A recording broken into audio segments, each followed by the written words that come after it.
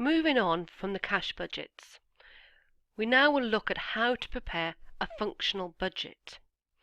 To do this, we must firstly identify the principal budget factor. That is normally sales. Once this budget has been prepared, then all the other budgets can be prepared from those figures, starting with the production budget in units. This will adjust for the opening and closing stock of finished goods.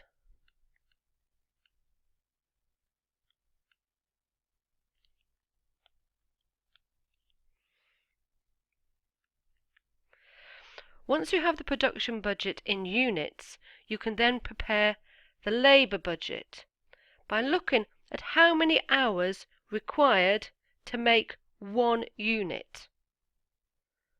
Once you have that figure, you can then work out how many hours of labour you need to make the required production, and then using the rate of pay, how much that would cost.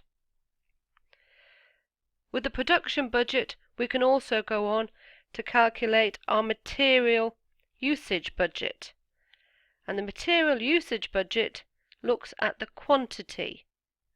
And that quantity could be in kilos or litres, looking at how much material is required per unit and then how much production there's going to be in units. And that will give us our material usage in kilos or litres. We can then use that to calculate how much material we need to buy.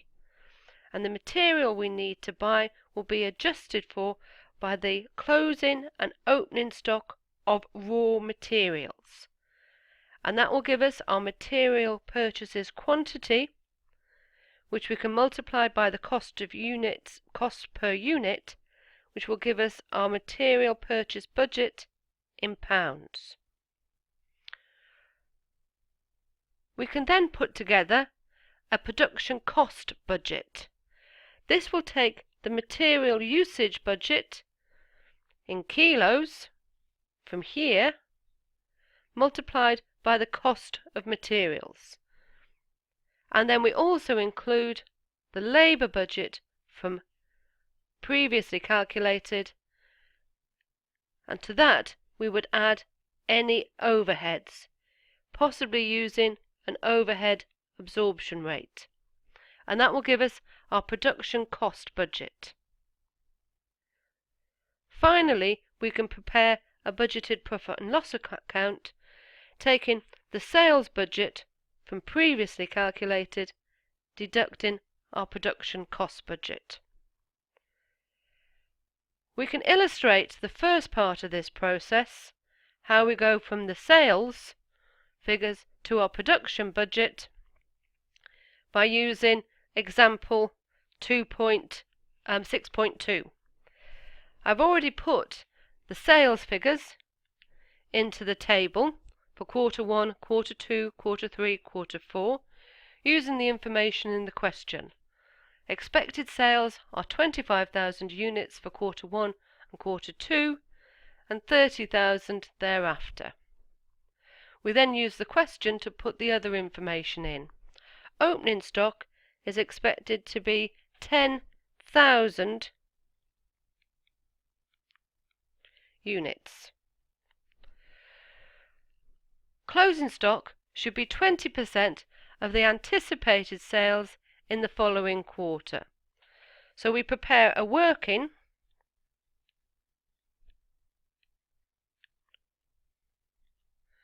and in the examination we'd expect to see these workings, and so for our closing stock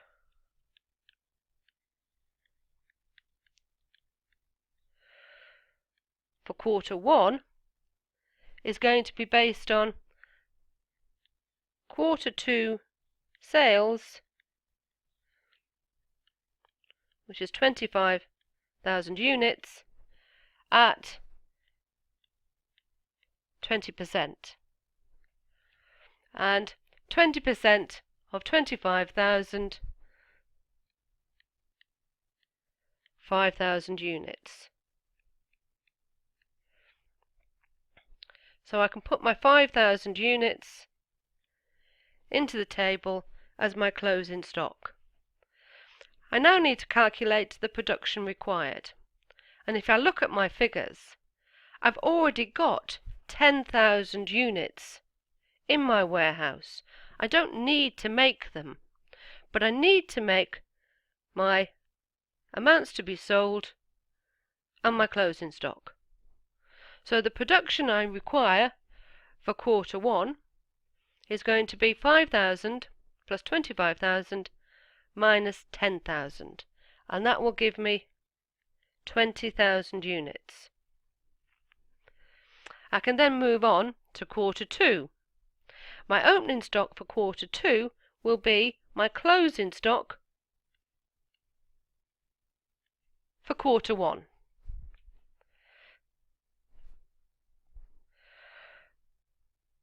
If I look at my closing stock for quarter 2 in my workings,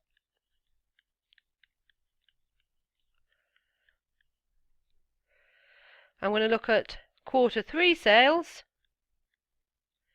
and quarter 3 sales are 30,000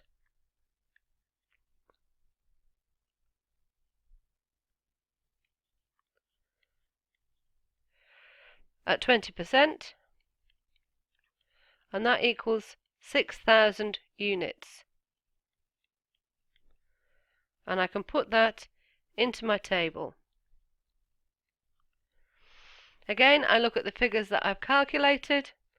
5,000 units I've already got in stock. I don't need to make them, but I do need to make enough for the sales of 25,000 units and 6,000 units.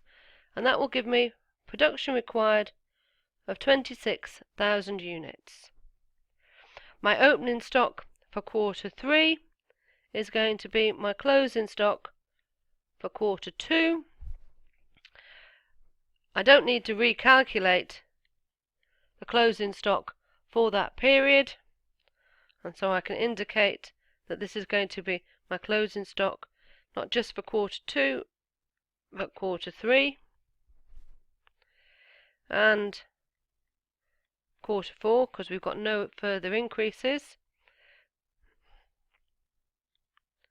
And I can calculate my production required moving forward.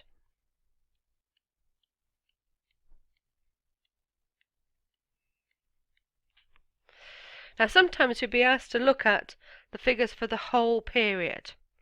The key thing to remember is that your opening stock is the opening stock at the beginning of the period, 10,000 units, and your closing stock is your closing stock at the end of the period, at the end of quarter 4, which is 6,000 units. So overall, in the whole year, we are going to need to make 106,000 units. The next video will then move on to look at how we use our production budget here, those production figures that we've calculated, which in this case will be 20,000, 26,000 and 30,000 and 30,000, how we use those figures to calculate what our labour budget is going to be and what our material usage budget is going to be.